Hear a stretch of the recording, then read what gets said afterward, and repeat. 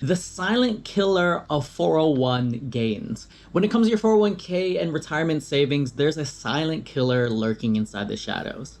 Management fees. On the surface, these fees may seem small and inconsequential. After all, what's 1-2% between friends in the grand scheme of things, right?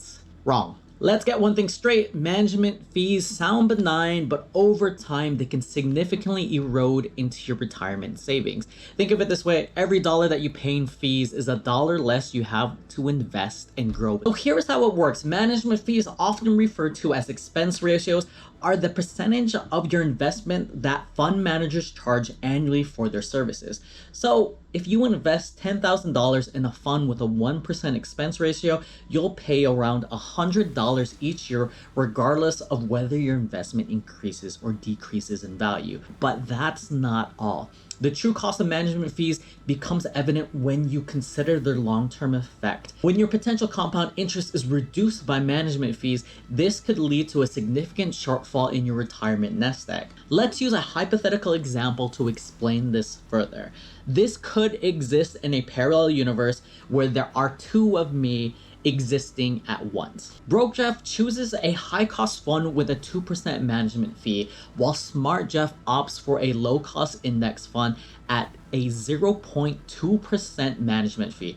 Let's fast forward to 65 when they're about to retire. The difference is startling. Even though they invested the same amount, Broke Jeff's 401k balance grows to around 1.28 million due to the high fees eating into his returns. Meanwhile, Smart Jeff's balance with the low-cost fund grows to nearly $1.7 million.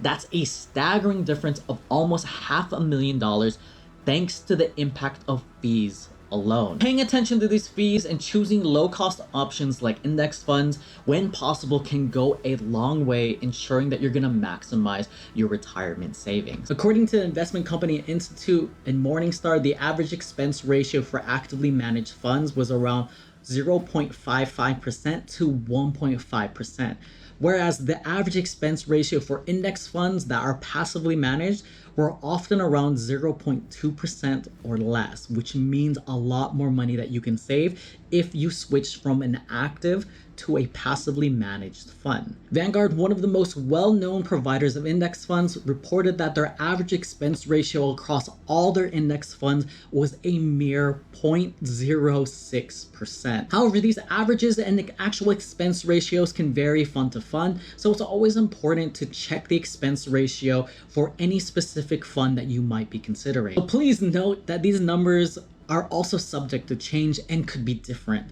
So be sure to check up on the most up-to-date and accurate figures. And remember, while a difference of 1% may not seem much on the surface, when it compounds over decades of investing, it can amount to a significant fund, potentially reducing the value of a retirement folio by hundreds of thousands of dollars. Let's face it, your 401k isn't a playground for speculative bets. As much as I am a degen with NFTs and crypto, and I have a little bit of a portion for doing high risk things and investing in trading, I do not do that with my 401k. This is your future we're talking about. So what's the smarter move? It's a word that seems dull in the world of fast-paced finance. Diversification. It's the tried and true comfort teddy bear that's been there from the start and has been a loyal companion on this journey. A diversified portfolio reduces your risk by spreading it across different investments. For instance, if one sector or asset class underperforms, your entire portfolio won't take a hit. And another nugget to remember, most financial experts agree for long-term retirement savings that a broad, diversified mix of low-cost index funds often outperforms flashy, actively managed funds. And here is the other thing, is that most financial experts, these people actively managing their funds, when you factor in all the fees, the taxes gained from trading, and having to pay all of these expense ratios, which include their salaries and all of these other things that we're paying for behind the scenes, when you factor that in, most of these actively managed funds do not beat the market.